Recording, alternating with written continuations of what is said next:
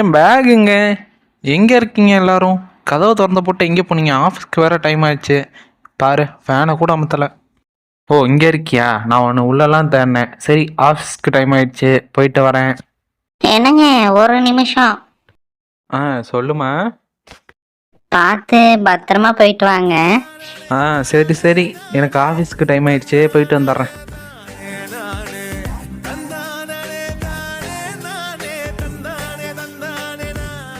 ரோடை கிராஸ் பண்ணுறதுக்கு முன்னாடி வண்டி வருதான்னு பார்க்கணும். இந்த பக்கம் எதுவும் வரல. அதே மாதிரி இந்த பக்கம் ஏதோ வித்தியாசமாக தெரியுதே. ஓ, இது இது தாத்தா சொன்ன அதே போர்ட்டலா?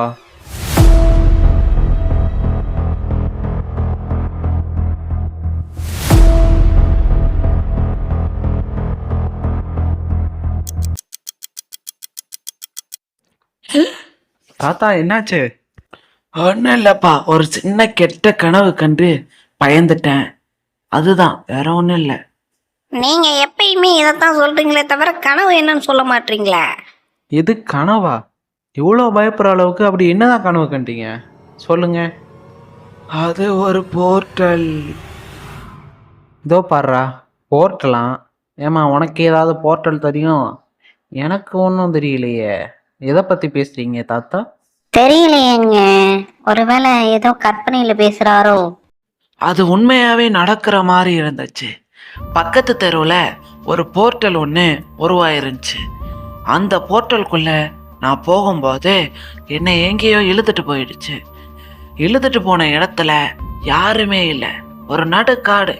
நல்ல வேலை, அந்த போர்ட்டல் மூடுறதுக்குள்ள திரும்ப வந்த மாதிரி கனவு வந்துச்சு. ஒருவேளை உண்மையாவே அப்படி ஒரு போர்ட்டல் இருந்துச்சுன்னா? அப்படிலாம் ஒன்றும் இருக்காது தாத்தா, அமைதியா தூங்குங்க. என்ன தாத்தா, கனவுல வந்த மாதிரியே உண்மையிலேயே ஒரு போர்ட்டல் இங்கே இருக்கு. சரி, ஆஃபீஸ் முடிச்சுட்டு வந்து என்னன்னு பார்க்கலாம். குட் மார்னிங்ப்பா தம்பி. குட் மார்னிங்ண்ணே.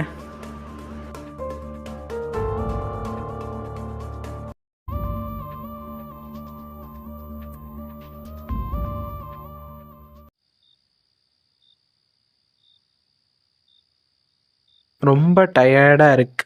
வீட்டுக்கு போய் முதல்ல ரெஸ்ட் எடுக்கணும். ஆமாம், இன்னும் அந்த போர்ட்டல் மறையவே இல்லை. அப்போனா உள்ளே போய் பார்த்து என்ன இருக்குன்னு பார்ப்போம். தாத்தா கனவுல வந்தது மாதிரி போர்ட்டல் மறையிறதுக்குள்ளே ரிட்டன் வரணும், இல்லைன்னா அங்கேயும் மாட்டிக்க வாய்ப்பு இருக்குது. ஆனால் இவ்வளோ பெரிய போர்ட்டல் இங்கே எப்படி வந்துச்சு? சரி, உள்ளே போய் பார்ப்போம்.